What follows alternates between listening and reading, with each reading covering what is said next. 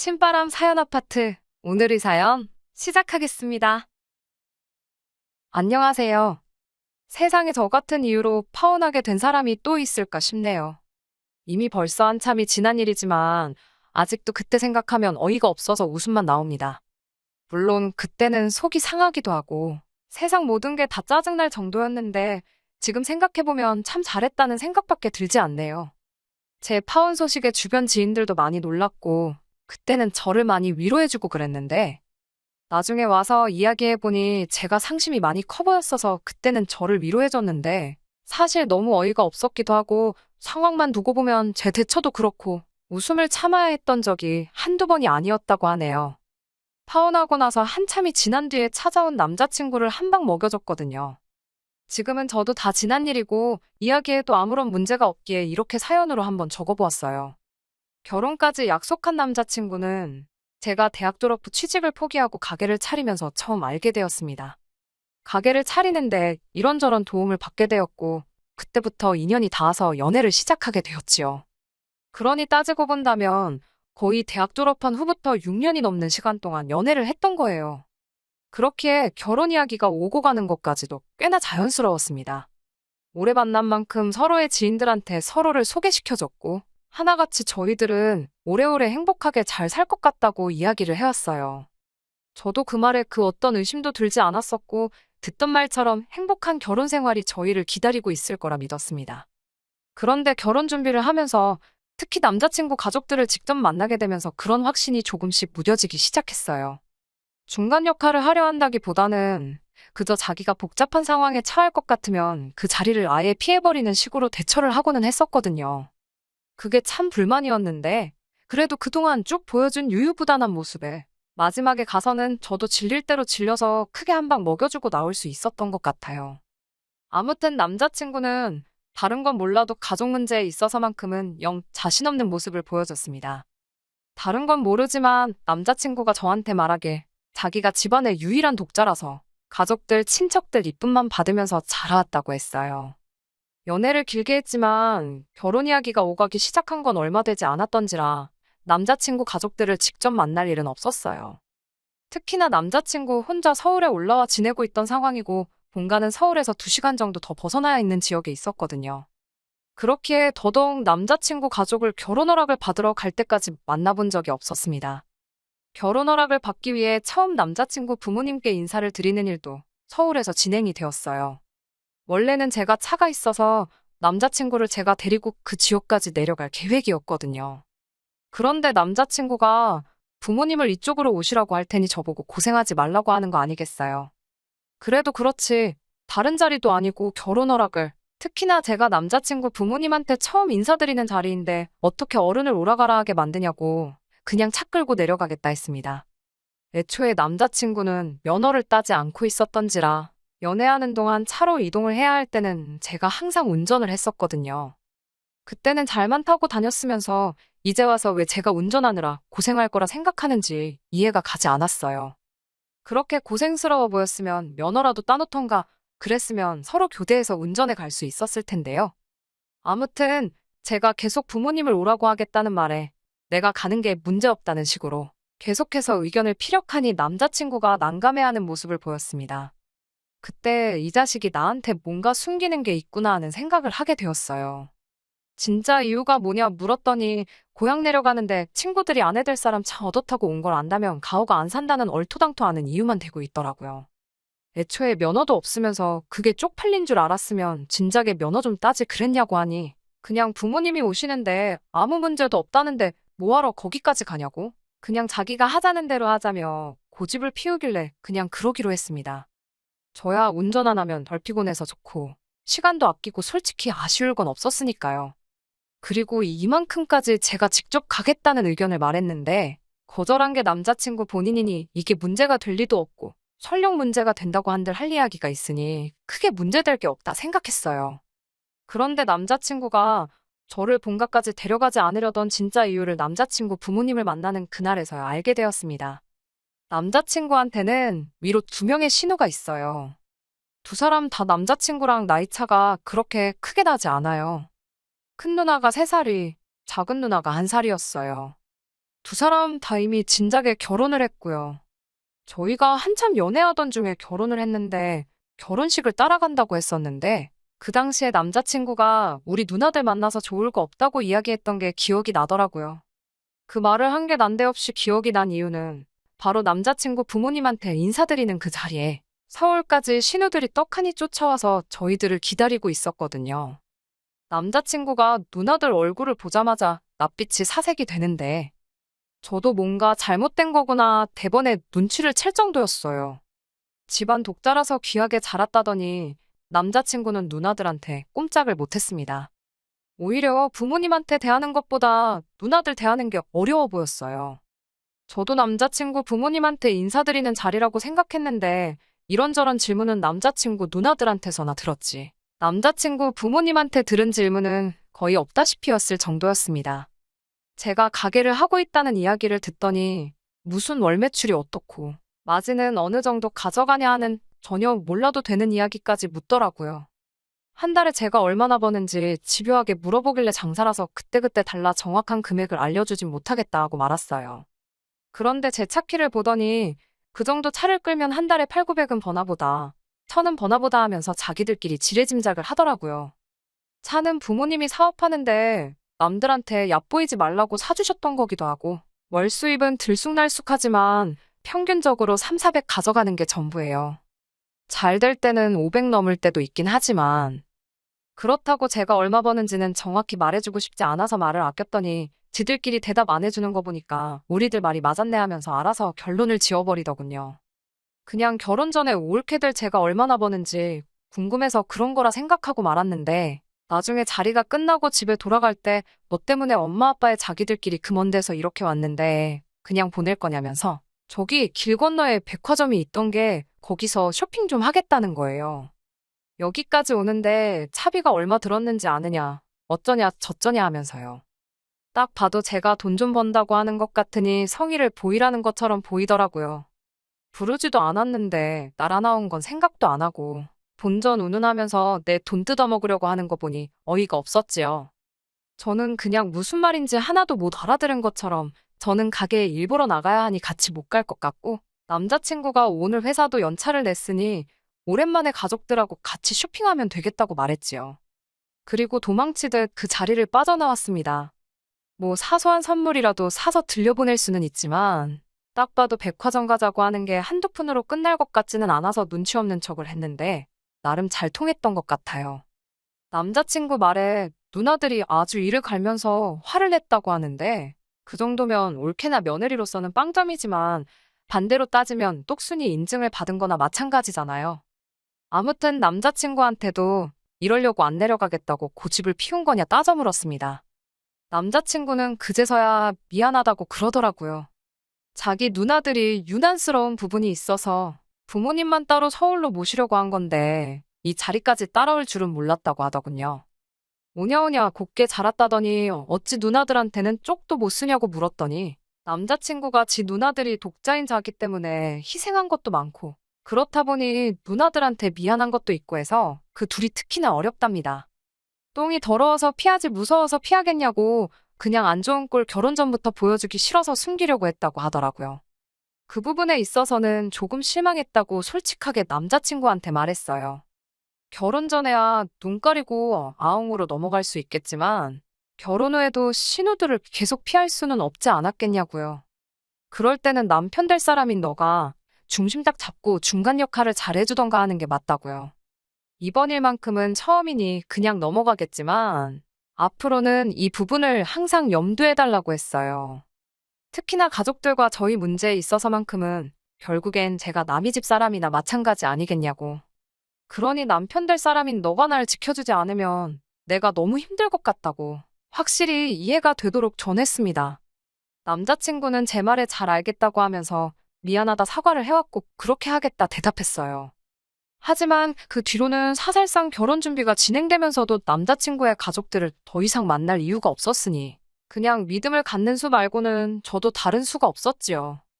양가상견례 때 남자친구 부모님을 만나긴 했지만 그때는 저희 부모님도 계셨고 예비 신우들 또한 눈치가 있는 건지 그 자리에는 따로 따라 나오지 않았고 말이지요. 양가상견례가 끝난 이후부터는 결혼 준비가 일사천리로 진행이 되었습니다. 그리고 정말 제 인생에 잊을 수 없는 그날이 찾아오고 말았네요. 결혼 준비가 한창이던 차에 남자친구가 난데없이 자기랑 같이 본가에 좀 다녀와 보자고 하는 거예요. 부모님께 첫 인사드린다고 내려가겠다 할 때만 해도 억지 부리면서 못 내려가게 하고 기어이 부모님을 서울까지 오시라 했으면서 본가에 내려가자고 드니 저게 뭔 속셈인가 어이가 없었지요. 그땐 그래놓고 왜 이제서야 본가에 내려가자고 물으니 남자친구가 하는 말이 집에 제사가 있는데 그날 친척분들이 다 모이시니 인사를 드리러 가면 어떻겠냐 묻더라고요. 양가상견례가 끝났고 결혼식 날짜까지 다 잡힌 상황이긴 했지만 딱히 남자친구 친척분들한테 인사를 드리기 위해 제가 거기까지 가야 할 이유가 있나 싶었습니다. 그리고 저 때문에 모인다면 고려라도 해볼 수 있었겠지만 애초에 모이는 이유가 집안 제사 때문이라잖아요. 세상에 어느 누가 미쳤다고 결혼하고 나서도 가기 싫은 제사를 결혼 전에 벌써부터 참석하고 싶어 하겠냐 했어요. 인사드리는 것도 결혼식 때 다 오실 분들 아니냐. 인사는 그때 드리면 되는 거고 그게 아니면 결혼식 이후에도 날이 있을 텐데 그때 가서 하겠다고 했어요. 제사 때문에 다녀와야 하면 혼자 다녀오라고요.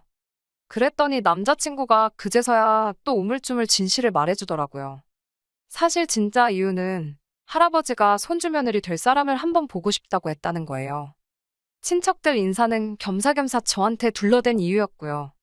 할아버지가 집안의 가장 어른이시기 때문에 집에서 목소리가 엄청 크시다네요. 거기에 이제 연세도 있으시다 보니 유산 상속 문제도 있고 해서 특히나 아버지들이 할아버지 눈밖에 들지 않으려고 안간힘이라대요. 자기가 독자다 보니 혜택은 제일 많을 텐데 할아버지가 아들 중에서는 자기 아버지를 제일 눈에 차지 않아 하신다고 하더라고요. 일처리도 대충 하고 마무리가 안 좋은 사람이라 못 믿었다고 독자인 자기가 아니었다면 진작에 할아버지한테는 한 푼도 못 받아가실 뻔했다고 하면서요. 그러니 이참에 가서 할아버지한테 점수도 따고 하면 아버지도 기가 살지 않겠냐면서 말입니다. 그래서 남자친구한테 미리 단단히 말해뒀어요. 전번 누나들하고 있을 때처럼 중간 역할 잘못하고 내가 당하는 꼴 지켜보고만 있으면 저도 가만히 있지는 않겠다고요. 그렇게 남자친구가 이번만큼은 저를 실망시키지 않겠다는 약속을 받아내고 남자친구 본가에 내려가게 되었습니다. 충분히 예상했던 바이지만 남자친구 누나들도 이미 벌써부터 도착해서 눈에 불을 켜고 저를 어떻게든 부려먹을 계획을 하고 있더라고요.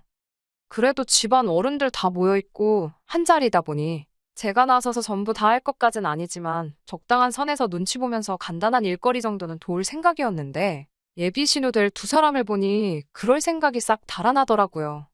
그래서 일부러 더 아무것도 안 했어요. 애초에 결혼했다면 모를까 결혼하기 전인 시기에 따지고 보면 남의 집 제사나 마찬가지인데 제가 뭐 도와야 할 의무가 있는 것도 아니잖아요. 그래서 일부러 더 얄미우라고 정말 아무것도 안 했습니다. 제사도 딱 잘라서 참석 안 했어요. 애초에 저희 집은 종교가 달라서 제사도 안 지내거든요. 그런데 그게 남자친구 할아버지의 심기를 건드렸나 봐요. 처음에는 독자인 손주며느리라고 너털웃음까지 지으며 좋아하셨는데 제사 끝나고 식사가 시작되니 헛기침만 계속 하시면서 불편한 기색을 숨기지 않으셨어요. 곧 며느리 될 사람이 제사에는 왜 참석 안 했냐 물으시길래 아직 진짜 며느리도 아닌데 조상님들도 생판 처음 보는 모르는 집 딸한테 절 받기 싫으셨을 것 아니냐고.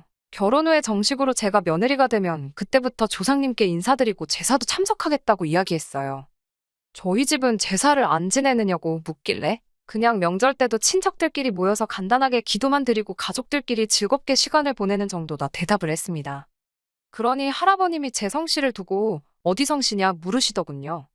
제사를 안 지내는 걸로 봐서는 근본 없는 집안일 수도 있겠다며 양반 집안에 천한 걸 드릴 수 없으니 미리 알아봐야겠다고 농담하듯이 너털웃음을 지으며 묻는데 신우들이 누구한테 그 성격들을 물려받았는지 딱 알겠더라고요. 그래서 어디 성씨 무슨 파 몇 대손 학렬이라고 말씀드렸더니 할아버님이 그날 통틀어서 가장 큰 역정을 내기 시작하면서 저보고 냉큼 이 집에서 꺼지라고 소리를 치시더군요. 제사 문제로 제가 말대꾸했을 때보다 더 역정을 내는데 묻는 말에 대답한 것밖에 없었는데 왜 저러시나 싶었어요. 그런데 난데없이 몇백 년도 더 지난 조선시대 이야기를 꺼내면서 원래 남자친구 집안이 그때 무슨 높은 벼슬까지 했던 집안이었는데 저희 조상님 중 한 분의 관계로 귀양살이를 하게 되었고 그 뒤로 집안이 높은 벼슬길에 오르지 못했다고 하면서 집안의 원수나 마찬가지라고 하더라고요. 그래서 그 이후로 당신 살아생전에 그 집 구석 사람을 며느리로 들릴 일은 없을 거라고 대노를 하시는 거예요.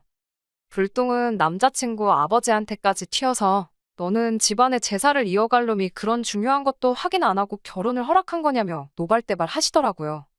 그 자리에서 제가 뭐 500년도 더 지난 조선시대의 일을 가지고 선조일로 죄송하다고 해야 하나 싶었어요. 애초에 그 와중에 내 편이 돼서 중간 역할 잘해준다던 남자친구는 얼굴이 사색이 돼서 바들바들 떨고만 있지. 할아버지한테 대들고 이 결혼을 계속 진행시키려는 의지는 하나도 보이지 않더라고요. 저도 듣다 열받아서 그냥 자리 박차고 일어나서 나왔어요. 다른 건 몰라도 500년 전에 우리 선조들이 일처리 하나는 참 잘한 것 같다고. 귀향이 아니라 아주 옥살이를 시켰어야 했는데 그게 참 아쉽게 됐다고 한마디 했지요. 그리고 그 길로 차 끌고 서울로 올라와 버렸습니다. 남자친구는 그 와중에 전화해서 자기를 두고 가면 어떡하냐고 전화가 오더라고요. 그러더니 한다는 소리가 자기가 할아버지를 설득시킬 수는 없겠고 어차피 오래 연애하지 않았냐고. 오늘 내일 하시는 건 아니지만 할아버지가 나이도 있으시니 좀 더 기다려보자는 헛소리를 해대는 거예요. 오늘 소리치시는 거 보니까 앞으로 한 10년은 거뜬하실 것 같은데 내가 미쳤다고 그걸 기다리겠냐고 그냥 당장에 파혼하자고 말했어요. 남자친구는 끝까지 할아버지 뜻을 거역할 수 없다는 소리만 하고 있고 제가 아주 사람을 봐도 잘못 봤고 똥을 밟아도 제대로 밟았다는 생각밖에 들지 않더라고요. 며칠 지나고 나서 남자친구 누나 중 큰 누나한테 전화가 왔어요. 동생이 많이 상심해 있다고 하면서 예단에 자기들 받을 명품 가방 하나씩만 해주면 둘이서 힘을 합쳐서 할아버님을 설득해주겠다고 하더라고요. 끝까지 어떻게든 제 돈으로 뭐 하나라도 뜯어내려고 저러는 모습을 보니 파혼을 결심하길 참 잘했다 싶었습니다. 남자친구한테 당장에 전화해서 앞으로 내 눈앞에 띄지 말고 누나들도 쓸데없는 일로 전화만 안 오게 만들면 그냥 파혼으로 끝내주겠다고 말했어요. 아무래도 오래 연애를 해왔다 보니 둘이서 같이 알고 있는 지인들이 많았거든요. 이 황당한 사연을 들으면 그 지인들도 분명히 남자친구한테서 등을 돌릴게 뻔했고 걔 중에는 남자친구가 제 덕에 일적으로도 도움을 받는 사람이 있었기에 남자친구가 제 제안을 거절할 수가 없었습니다. 그렇게 파혼을 하게 되었어요. 솔직히 처음에는 속도 상하고 황당하기만 했는데 차차 시간이 지나니까 차라리 파혼으로 끝난 게 다행이다 싶더라고요. 할아버지가 안 계시더라도 결국 그 집 구석 누나들하고도 평생 부대끼며 살아야 하고 거기에 독자니까 그 집 구석 제사까지 제가 받아올 판이었으니 말이지요. 최대한 파혼한 거 신경 쓰지 않고 평소처럼 지내려고 노력을 했어요. 좋은 결정이라 생각하니 이겨내는데도 그렇게 긴 시간이 걸리지 않았습니다. 그리고 나서 3개월 정도가 지난 시점에 남자친구가 제 가게까지 찾아왔더라고요.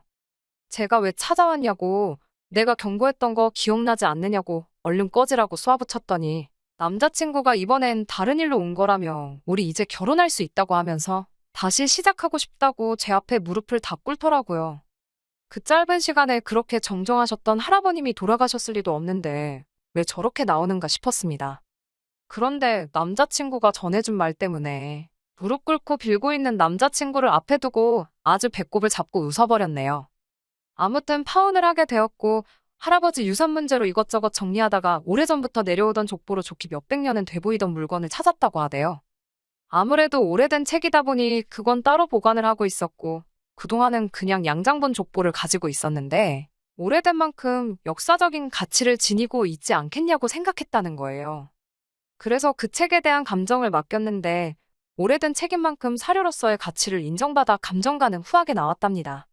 그건 좋은 일인데 그 책이 알고 보니 족보는 맞는데 호적대장 같은 책이었다대요. 말인즉슨 남자친구 집안은 할아버님 말처럼 오래전에 고위관직까지 올라간 유서 깊은 양반 가문 혈통이 아니라 귀향살이 가고 나서 그 집에서 부리던 노비들 중 한 명이었다고 해요. 어찌어찌 부를 형성해서 재력으로 평민신분을 살 수 있었고 그때 자연스럽게 일하던 집안의 성씨를 물려받게 된 것 같다고 하더라대요. 그러니 말인즉슨 그 500년을 넘게 내려온 집안 싸움도 사실 전혀 상관없는 거나 마찬가지고 할아버지는 그 충격으로 알아 누우셨다고 하는 겁니다. 그리고 집안 문제가 더 이상 문제가 되지 않으니 이제 저랑 다시 결혼을 할 수 있게 되었다고 이 기쁜 소식을 전하러 몸소 제 가게까지 행차를 했던 거예요. 그런데 이걸 어쩌나 저는 이미 결혼 생각은 커녕 파혼을 결정한 게 정말 잘한 일이라고 생각하고 있었고, 진짜 아무런 문제가 없다 하더라도 남자친구와는 다시 시작할 생각이 전혀 없었거든요. 그래서 한마디 했어요. 어디 근본도 없는 천한 놈이 나랑 결혼할 생각을 하냐고요. 우리 집이 제사만 안 지낼 뿐이지 니네 할아버지 말 맞다나 조선시대 때부터 벼슬 하던 근본 있는 집안이지 않느냐고. 어디 감히 나랑 결혼할 생각을 하냐고 했지요. 30초 줄게 내 눈앞에서 사라지지 않으면 포졸들을 불러서 곤장형을 내리겠다고. 어디 미천한 놈이 양반 앞에서 똑바로 말을 붙이냐고 으름장을 놓으며 아주 배꼽을 잡고 웃었네요. 아직도 그때 그 분해하던 남자친구 표정을 잊을 수가 없어요. 그날 남자친구 할아버지 앞에서 큰 소리치고 자리 박차고 나왔을 때보다 속이 훨씬 더 후련했네요. 남자친구 딴에는 집안끼리의 문제로 비극적인 이별을 하게 된 거라 생각했나 봐요. 제가 파혼을 결정한 건 남자친구 가족들과의 문제도 컸지만 가장 결정적인 이유는 결단력 없고 중요할 때 제 편 한번 들어주지 못하는 못 믿어온 모습 때문이 가장 컸거든요. 여태까지 이 파혼의 이유가 자기한테 문제가 있는 게 아니라고 생각했던 남자친구한테 제대로 참교육을 해줬습니다. 6년을 넘은 인연의 종지부를 찍긴 했지만 말씀드렸던 것처럼 저는 이 파혼이 제 인생에서 가장 잘 내린 결정 중에 하나라고 생각해요. 아무리 집에 돈이 많으면 뭐 하나요? 저희 집도 부족함이 없고 저도 제 사업하면서 잘 먹고 잘 살고 있는데 말이에요. 아마 남자친구는 할아버지 유산을 혼자 다 물려받아도 지 누나들한테 다 빼앗겼을 거예요. 평생 남의 편으로 살 남편을 믿고 사는 것보다 평생을 혼자 살더라도 제 자신을 지킬 수 있는 결정을 내렸으니 후회는 없습니다. 끝까지 들어주셔서 감사합니다. 오늘의 사연은 여기까지입니다. 구독과 좋아요, 알람 설정 부탁드리고 더 좋은 사연으로 다시 찾아뵙겠습니다. 감사합니다.